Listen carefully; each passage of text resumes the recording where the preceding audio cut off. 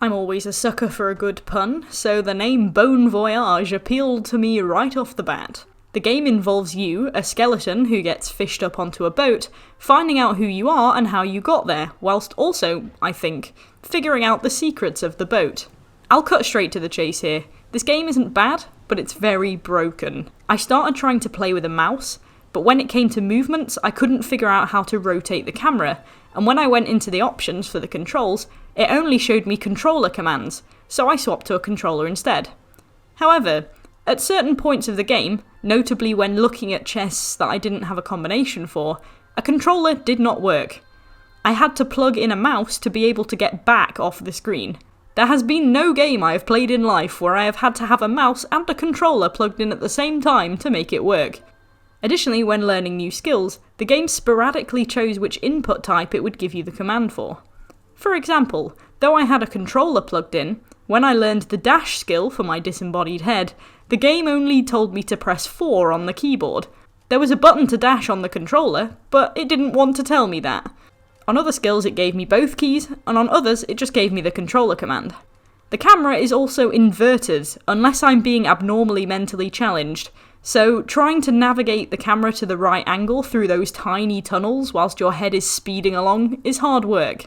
The chat can also throw you for a loop, since a couple of times I clicked the stop talking option and instead my character asked a question, and some of the chat options were off screen so I couldn't even see them. The positioning was just random, and it was a bit of a gamble if the character would say the same thing that you told them to.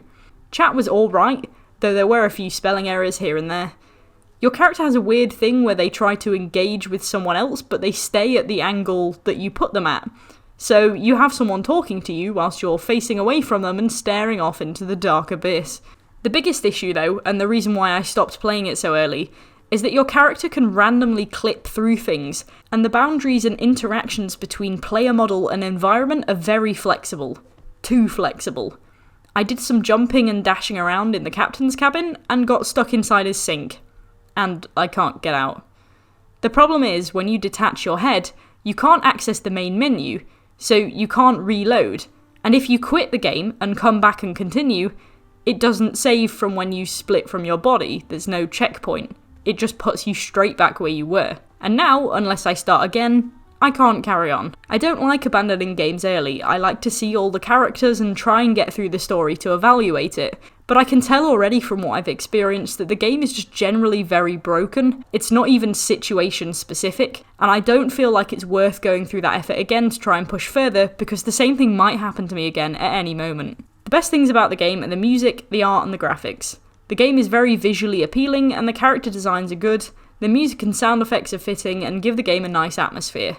The story premise is quite good, and the little suspicious hints you get about something bigger going on the boat are a nice way to pique interest. This is sadly going to be quite a short review, but the game sort of dug its own grave. Don't get me wrong, I want to like this game. It's appealing, and I like the idea, and I can see the effort put into it. But through making it look all nice and stuff and having smart mechanics, the actual framework is just wobbly. Like building a cathedral on top of a pit of jelly. It looks nice, but it's just not sturdy enough. I will give it a positive review because it wasn't a frustrating experience, it was just a bit of a letdown. But because of everything being so broken, I will give Bon Voyage a 5.5 out of 10.